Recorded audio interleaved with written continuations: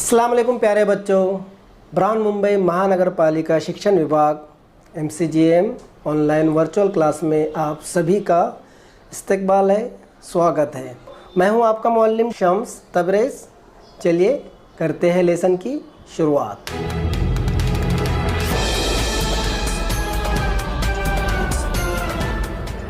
अस्सलाम वालेकुम बच्चों, कैसे आप लोग? उम्मीद है खैरियत से होंगे, पढ़ाई बराबर कर रहे होंगे और हमारे वीडियो भी देख रहे होंगे। चलिए शुरू करते हैं आज का हमारा सेशन। मराठी सुगम भारती इयत्ता 7वीं, माध्यम उर्दू इयत्ता 7वीं, विषय मराठी, पाठ क्रमांक 10, माणूस की आणि मोटेपना। इससे पहले हमने इसका एक पार्ट बनाया है, मुझे उम्मीद है आपने वो देख लिए होंगे। अगर नहीं देखे तो पहले वो वाला वीडियो देखिए, उसके बाद ये वाला वीडियो देखिए। ये इसका पार्ट 2 है। चलिए, मैं हूँ आपका शिक्षक शम्स तबरेज़। बढ़ते आगे सीधे हमारे पाठ की तरफ, हमारे सबक की तरफ। बच्चों, सबसे पहले आपको यहाँ पर जो BMC VTC उर्दू दिख रहा है, उसके सामने आपको रेड कलर में सब्सक्राइब का बटन दिख रहा है। सबसे पहले आपको सब्सक्राइब के बटन पर क्लिक करना है ताकि चैनल सब्सक्राइब हो जाए और जितने वीडियो हम अपलोड करें वो आपको फ़ौरन मिल जाए। इस तरह सब्सक्राइब कर लीजिए, ठीक है। और उसके आगे जो बेल आइकन है, देखिए दिख रहा है आपको, हाँ ये वाला, तो इस पर भी क्लिक कर दीजिए और ऐसे नोटिफिकेशन आएंगे तो इसको ऑन कर दीजिए, बराबर। तो ये बेल आइकन भी क्लिक हो गया। अब आपको करना क्या है, डिस्क्रिप्शन में जाना है, ये रहा डिस्क्रिप्शन, यहाँ पर क्लिक करना है। क्लिक करने के बाद आपको इस तरह से इंपॉर्टेंट क्वेश्चन यहाँ पर दिखाई दे रहे हैं। दिख रहा है आपको इंपॉर्टेंट क्वेश्चन? तो जो सबक हमने पढ़े उससे रिलेटेड यहाँ पर क्वेश्चन होंगे। ये क्वेश्चन आपको क्या करना है, अपने कॉपी में लिखना है और टीचर को सेंड करना है। और उसी के नीचे आपको दिख रहा है फॉर फीडबैक फॉर्म, है ना। तो ये फॉर्म भी आपको भरना है और आपको बताना है कि ये वीडियो आपको कैसा लगा। समझ में आ गया बच्चा आपके? Very good. चलिए बढ़ते हैं आगे।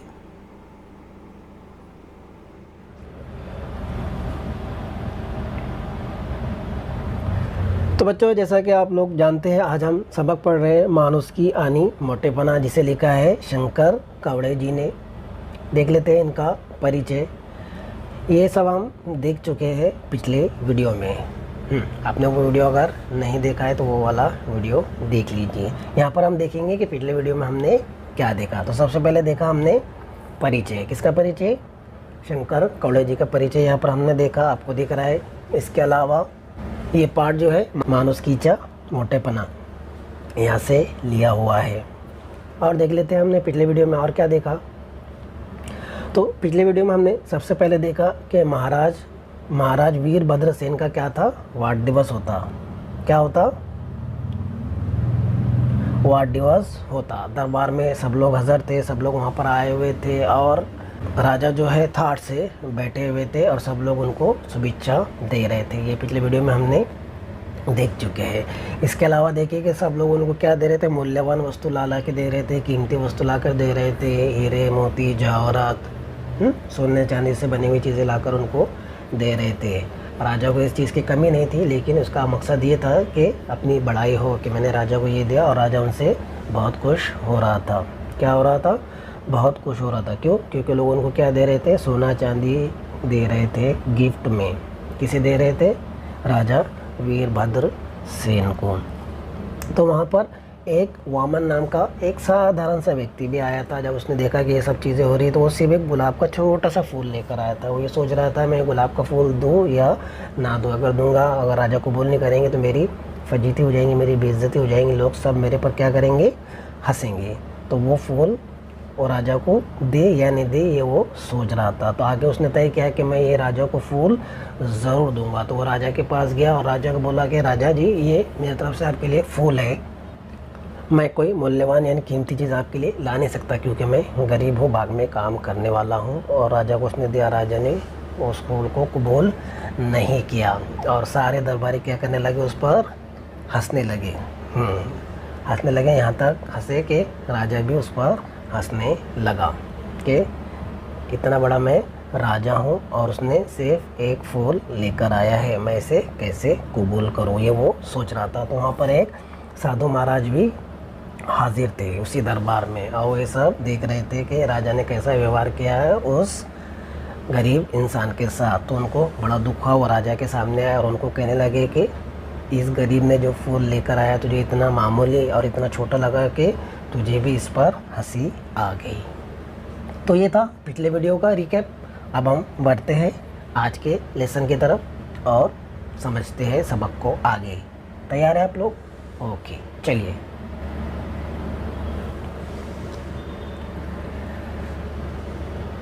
आगे राजा ने कहा कि ये फूल इतना छोटा है। वो किसको जवाब दे रहा है? साधु महाराज को जवाब दे रहा है कि ये फूल तो छोटा है, साथ में ये कीमती भी नहीं है। मेरे हाथ की अंगूठी देखो इतनी छोटी है, लेकिन वो कितनी कीमती है।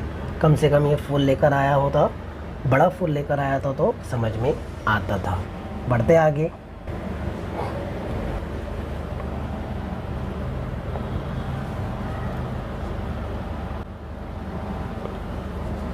साधू महाराज म्हणाले, यापेक्षा तुला किती मोठा फूल हवे राजन? इसके अलावा तुझे और कितना बड़ा फूल चाहिए राजन? यानी महाराज आपको इससे बड़ा और कितना बड़ा फूल चाहिए? तो राजा म्हणाला,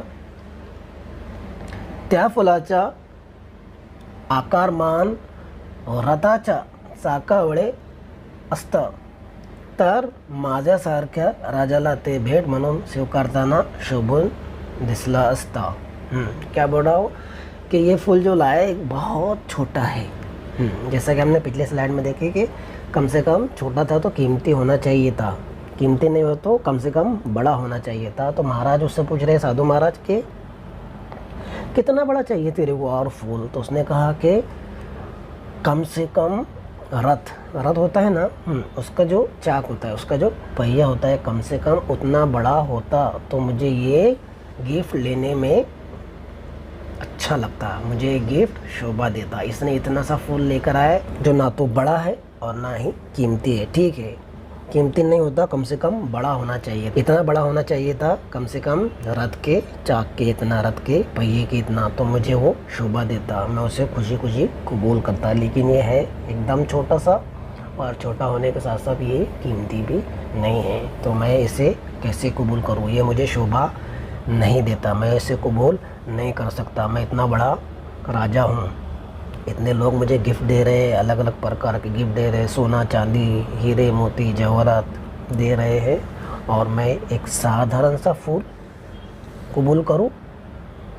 ये मुझे बर्दाश्त नहीं है, ये मुझे शोभा नहीं देता है। फूल होना चाहिए था कम से कम रथ के चाक के इतना बड़ा। समझ में आया आपके? ओके, चलिए बढ़ते आगे।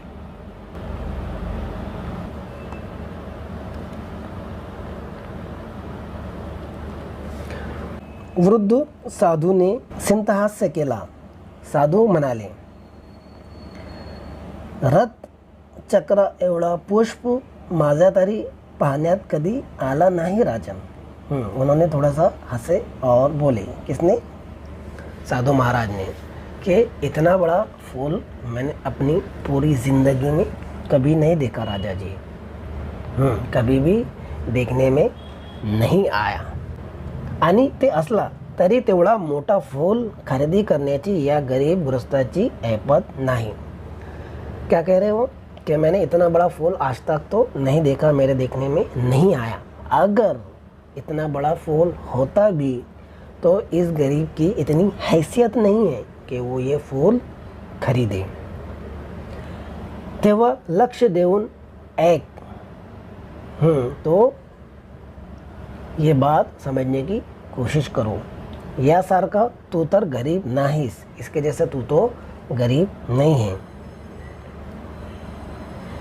या राजाचा सत्ताधीश आहेस, आता रथचक्र एवढा गुलाबचा फूल तूच आणून दाखव, वो भिक्षा म्हणून मला दान कर, एवढं करण्याची तुझी ऐपत असेलच। क्या बोल रहे हो कि जो छोटा फूल उसने लेकर आया था उसे तूने कबूल नहीं किया, और तू बोल रहा है कि रथ की इतना बड़ा फूल होना चाहिए, रथ के चाक के इतना बड़ा फूल होना चाहिए। तो रथ के चाक के इतना बड़ा फूल तो मैंने आज तक देखा नहीं, और ना ही मेरे देखने में आया। अगर होता भी तो ये गरीब की हैसियत नहीं थी कि वो ये खरीदे। ये तेरा दरबारी है। इसके साथ तुझे ऐसा व्यवहार नहीं करने चाहिए था।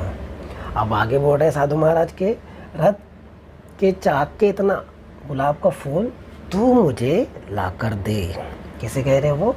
राजा को कह रहे हैं कि तू मुझे लाकर भिक्षा म्हणून, साधु को भिक्षा दी जाती है ना, वो भिक्षा म्हणून मुझे दान कर। और तेरी इतनी हैसियत तो है कि तू इतना बड़ा गुलाब का फूल ला ही सकता है। समझ में आया अभी क्या कहा उन्होंने? मुझे तो इतना बड़ा फूल देखने में आया नहीं है कि जिसका आकार जो है रथ के पाइये के इतना हो। अगर होता भी तो ये गरीब की हैसियत नहीं थी कि वो खरीदे। चल अब मैं तुझे ये कह रहा हूँ कि इतना बड़ा फूल तू मुझे भिक्षा बोलकर दान कर, तू लेकर आ। तेरी हैसियत इतनी है, तू राजा है, तेरी हैसियत इतनी है कि तू मुझे ये दान कर सकता है, तो तू लेकर आ और मुझे भिक्षा बोलकर दान कर। तेरी इतनी हैसियत तो है। अब देखिए क्या होता है आगे। मज़ा आ रहा है ना आप लोगों को? चलिए बढ़ते आगे, देखते हैं आगे क्या होता है। अब देखिए आगे क्या हुआ। सर्व दरबार चुप झाला। अब महाराज ने कहा कि इतना बड़ा फूल तू मुझे लाकर दे, तो सबकी हंसी चुप हो गई, सब खामोश हो गए। पण अभिमानी राजा डगमगाला नहीं। घमंडी राजा क्या हुआ? डगमगाया नहीं। थोडा विचार करून तो बोलला, ठीक आहे स्वामीजी, मला उद्या सकाळपर्यंत मुदत द्या, मी उद्या तुम्हाला रथाच्या चाका एवढा गुलाब पुष्प भिक्षादान करणारच। घमंडी राजा था वो पीछे हटा नहीं। उसने कहा कि ठीक है। थोड़ा सा सोचा विचार किया, उसने बोला ठीक है, मुझे कल तक का टाइम दीजिए, मैं तुम्हें इतना बड़ा फूल लाकर देता हूँ और तुम्हें दान करता हूँ। आप मुझे कल शाम तक की मोहलत दीजिए। क्या कहा था उन्होंने कि तू मुझे लाकर दे। तो राजा फिर भी पीछे नहीं हटा और उसने कहा कि ठीक है, मुझे थोड़ा सा टाइम दो, मैं आपको इतना बड़ा फूल लाकर ज़रूर दूंगा। समझ में आ रहा है आपके? घमंडी राजा तो अभिमानी राजा था खुद पर, उसको अभिमान था बहुत ज़्यादा कि मेरे पास इतना सोना है, इतना चांदी है, लोग मुझे इतना गिफ्ट कर रहे हैं, ऐसा है वैसा है, मैं इतना छोटा सा फूल क्यों लूँ। और साधु महाराज ने जब उसको कहा कि इतना बड़ा फूल तू मुझे ला कर दे, तो उसने कहा कि ठीक है, मैं ला कर देता हूँ, कल शाम तक का मुझे टाइम दीजिए। देखते हैं आगे क्या होता है।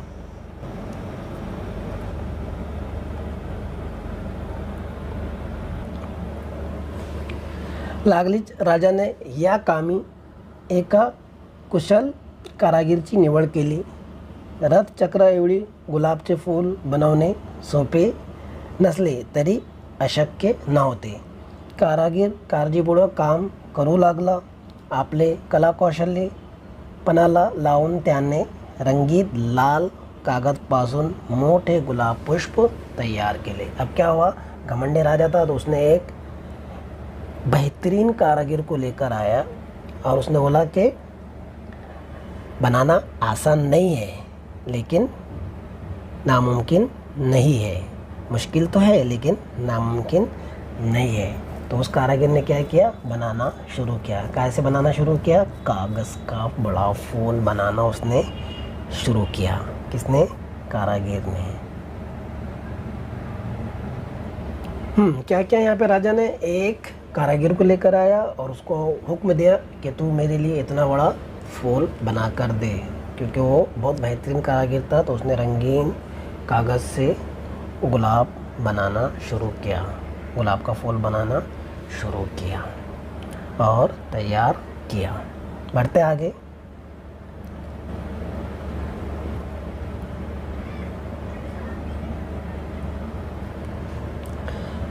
दुसऱ्या दिवशी पुन्हा दरबार भरला। सर्वांच्या उपस्थितीत ते कृत्रिम गुलाब पुष्प दरबारात आणले गेले। त्या कुशल कारागीरने फुलाची जळणघळण हुबहू केलेली होती। रथाच्या चाकाएवढा ते प्रचंड फूल पाहून उपस्थितांना त्याचे नाविन्य वाटत होते। अखेर आपण बाजी जिंकली या आविर्भावात राजा म्हणाला। अब क्या बोला वो देखते हैं। अभी क्या हुआ आगे यहाँ पर, हाँ, कि दूसरे दिन अब दरबार भरा, सब लोग वहाँ पर हाजिर हुए, दरबार में सब लोग आ गए। इतना बड़ा फूल लेकर वहाँ पर लाया गया और फूल को हूबहू उसी तरह बनाया गया था जिस तरह एक गुलाब का फूल था, और वो रथ के पहिए के इतना बड़ा था। सब लोग उससे देखकर क्या हो गए, दंग हो गए। उनको अजीब लगा और नवीन लगा, यानी नया लगा कि इतना बड़ा फूल कैसे हो सकता है। और राजा सोच रहा था कि अब मैं बाजी जीत गया हूँ। और उसने कहा, राजा म्हणाला, साधू महाराज, रथाच्या चाका एवढे प्रचंड गुलाब पुष्प पाहून घ्या, हे फूल मी तुम्हाला भिक्षादान केले, त्याचा स्वीकार करावा। उसने कहा कि देख लीजिए आप इसको, इतना बड़ा फूल लेकर मैं आ गया हूँ और ये फूल मैं आपको भिक्षादान करता हूँ, इसे कबूल कीजिए। यहाँ पर अब लाया गया, दरबार में लाया गया इतना बड़ा फूल। कारागिर ने इसको बहुत अच्छी तरह बनाया। राजा ने सोचा कि मैं अब बाजी जीत गया हूँ और साधु महाराज को बोला कि इसे कबूल कीजिए, देख लीजिए इतना ही बड़ा फूल है, मैं आपको भिक्षादान करता हूँ, इसे आप कबूल कीजिए। बढ़ते आगे, देखते हैं क्या होता है।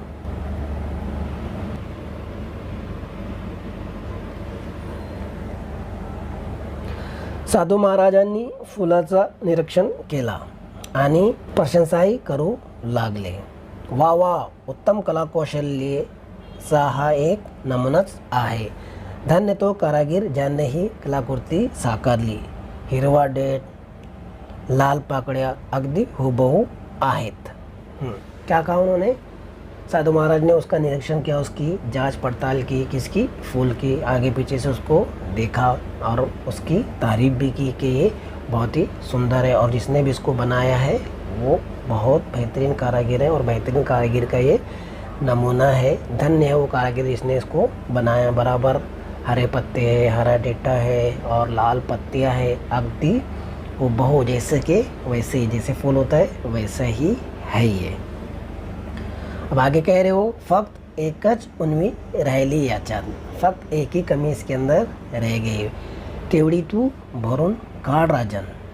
अब उसने कहा, साधु महाराज ने, कि बहुत अच्छा है, कोई कमी इसके अंदर नहीं दिख रही है, बहुत अच्छा बनाया है, जैसा कि तैसा बनाया, जैसा कि तैसा बनाया हुआ है, फूल भी है, पत्ती भी है, हरा डेठा है। बस इसके अंदर एक कमी है, तो मुझे पूरी करके दे राजा।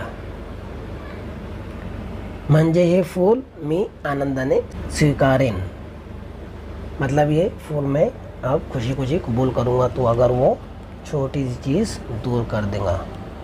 राजा क्षणभर चापापला, अति कसली उन्वयी स्वामी जी। अब राजा गड़बड़ा गया, बड़बड़ाने लगा कि अब कैसी कमी है स्वामी जी, इसके अंदर क्या कमी रह गई है। अब इतना बड़ा तो तैयार किया हो मैंने, हूबहू जैसा फूल दिखता है वैसे ही मैंने तैयार किया हूँ, अब इसमें क्या कमी रह गई है। देखते हैं साधु महाराज क्या कहते हैं आगे, चलिए।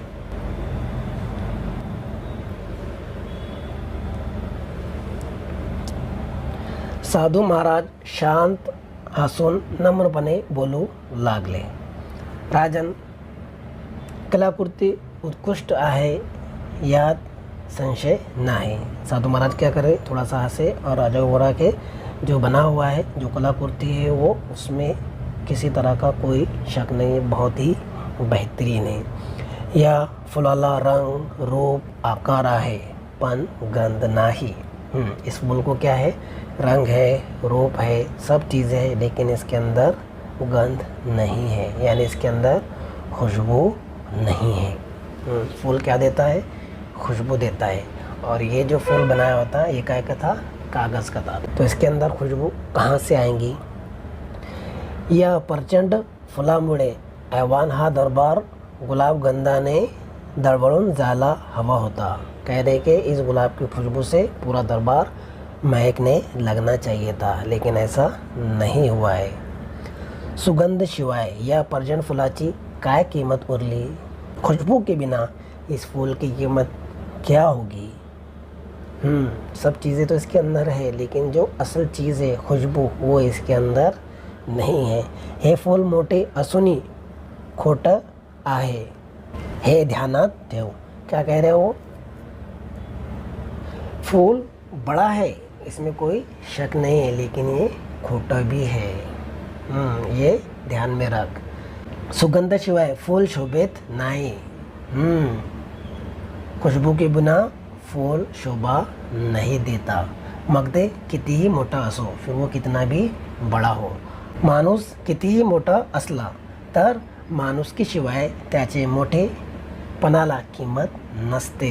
इंसान कितना भी बड़ा हो जाए, लेकिन अगर उसके अंदर इंसानियत नहीं है तो उसका बड़ा होना बेकार है। कितना भी बड़ा हो जाए वो, अगर उसके अंदर इंसानियत नहीं है तो उसकी बड़ाई कोई काम की नहीं है। अगर छोटा इंसान है उसके अंदर इंसानियत है तो वो इंसान काम का है। माणुसकीशिवाय मोठेपणे म्हणजे सुगंधीशिवाय फूल। हाँ, इंसानियत के बिना बड़ा इंसान होना कोई मतलब की बात नहीं। वो ऐसे ही है जैसे खुशबू के बिना फूल। काल दरबारात आलेल्या गृहस्थ गरीब होता, पण त्याच्याजवळ माणुसकी होती। कल जो दरबार में गरीब आया था, फूल लेकर आया था, तुझे फूल देने के लेकर आया था, वो गरीब तो था, लेकिन उसके अंदर क्या थी? इंसानियत थी। त्या माणुसकी खातर तो गुलाबाचं फूल देण्यास दरबारात आला होता। उसी इंसानियत के खातिर वो दरबार में गुलाब का फूल देने के लिए आया था, पण तुझ्या वैभवापुढे तो तुला छोटा वाटला, पर तेरे गुरूर और घमंड की वजह से तुझे वो फूल क्या लगा? छोटा लगा। तुझ्याजवळ माणुसकी नसल्यामुळे त्याच्यातली माणुसकी तुला दिसली नाही। तेरे अंदर इंसानियत नहीं थी, तेरे अंदर माणुसकी नहीं थी, इसलिए वो छोटा सा इंसान, वो गरीब इंसान जो तेरे लिए फूल लेकर आया था, उसकी इंसानियत तुझे नहीं दिखी। उसके अंदर इंसानियत थी और तेरे अंदर इंसानियत नहीं है। इथून पुढे स्वतः माणुसकी बागड आणि माणसातील मोठेपण त्याचे माणुसकीवरून ठरव। क्या बोल रहे हो? कि यहाँ से आप तू मानुष्की को समझ, इंसानियत को समझ, और इंसानों के अंदर की इंसानियत को पहचान, और फिर तय करके कौन बड़ा है और कौन छोटा है। समझ में आ गया? यहाँ पर इतना बड़ा उन्होंने उनको कहा, राजा को कहा। क्या क्या कहा? आप लोगों ने सुन ही लिया कि खुशबू के बिना फूल की कोई कीमत ही नहीं है। इसी तरह कितना भी बड़ा इंसान हो जाए, अगर उसके अंदर इंसानियत नहीं है, मानुष नहीं है, तो वो कोई काम का नहीं है, उसकी बड़ाई कोई काम की नहीं है। जो कल छोटा सा इंसान आया था, छोटा इंसान मतलब गरीब इंसान आया था फूल लेकर, तुझे अपने गुरूर और घमंड के चलते उसकी इंसानियत नहीं दिखी। अब तो इंसानियत को पहचान और फिर तय करके कौन इंसान है और किसके अंदर इंसानियत है। यहाँ पर ये साधु महाराज ने उसको कहा। देखते हैं आगे क्या होता है।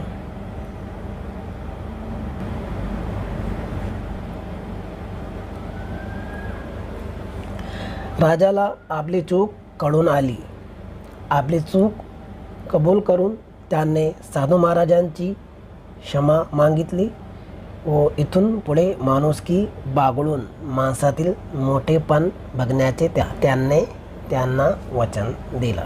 अब क्या हो गया कि उसको अपनी गलती समझ में आ गई राजा को कि मैंने गलत किया हूँ, कि जो एक इंसान मेरे पास फूल लेकर आया था, इंसानियत की खातिर फूल लेकर आया था, मैंने उसे कबूल नहीं किया। अब मैं मानुष्की को पहचानूंगा, इंसानियत को पहचानूंगा, ऐसा उसने वचन दिया। किसने वचन दिया? राजा ने। किसको वचन दिया? साधु महाराज को। बढ़ते आगे। अलंकाराचं लोभ धरण्यापेक्षा प्रजेचे हित साधावे। क्या बोल रहे हो कि सोने चांदी ना लेते हुए, सोने चांदी की आशा ना रखते हुए हमेशा प्रजा के हित में सोचना चाहिए, जनता के हित में सोचना चाहिए। आगे कह रहे, तहान लेल्याला पाणी द्यावे, जो प्यासा है उसको पानी देना चाहिए। भूकेला असलेले त्यांनी अन्न द्यावे, जो भूखा है उसको खाना देना चाहिए, अनाज देना चाहिए, रोटी देना चाहिए। बेघर असनारा निवारा द्यावा, जो बेघर है उनको घर दियावाए। भूमि नाश, ज़मीन द्यावे, जिनके पास ज़मीन नहीं है उनको ज़मीन देना है, ज़मीन दीजिए।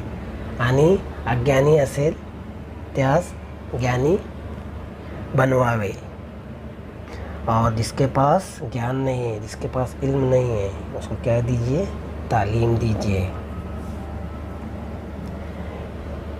यातच खरी मानुस क्या है, इसके अंदर ही सही इंसानियत है, यही सही मानों में इंसानियत है।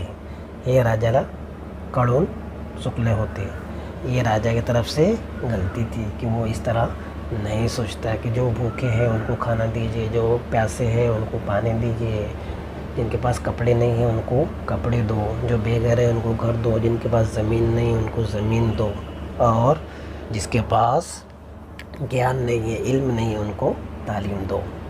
ये उसके समझ में नहीं आता था, अब उसके समझ में आ गया था। सोना चांदी के बजाय ये सब करना चाहिए। तो बच्चों, मुझे उम्मीद है ये कहानी आपको समझ में आई होंगी। कहानी यहाँ पर ख़त्म होती है, ये इसका पार्ट 2 था। इसके पहले हमने एक वीडियो बनाए थे, वो आपने देख लिए होंगे। तो आज की वीडियो में बस इतना ही। मुझे उम्मीद है आज का ये वीडियो आपको पसंद आया होगा। वीडियो पसंद आया तो वीडियो को लाइक कीजिए, शेयर कीजिए, और चैनल को सब्सक्राइब नहीं किया तो चैनल को सब्सक्राइब कर लीजिए। मिलते हैं नेक्स्ट वीडियो में, तब तक के लिए अपना ख्याल रखिए। अल्लाह हाफिज़।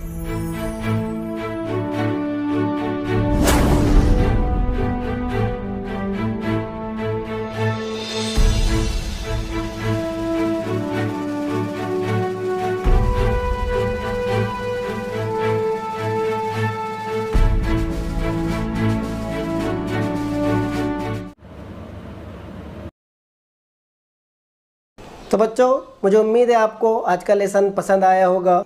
आज की वीडियो में बस इतना ही। मिलते हैं हम नेक्स्ट वीडियो में, तब तक के लिए अल्लाह हाफिज़।